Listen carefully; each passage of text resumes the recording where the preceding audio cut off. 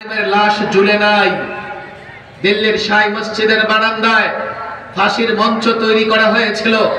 সকাল বিকাল আলেমদেরকে ফাঁসি দেওয়া হতো। ঐতিহাসিক টমসন লিখেছেন, ইংরেজ ঐতিহাসিক, আমি তাঁবুতে ফিরে গিয়ে মানুষ পোড়ার গন্ধ পেলাম।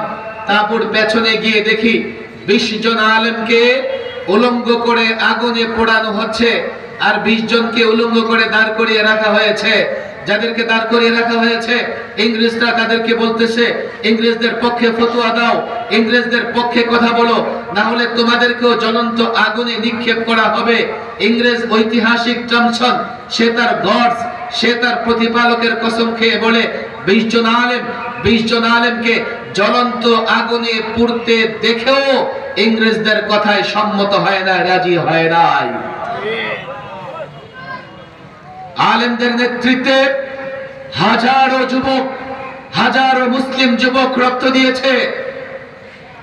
ভারত স্বাধীন হয়েছে, ভারত আজাদ হয়েছে।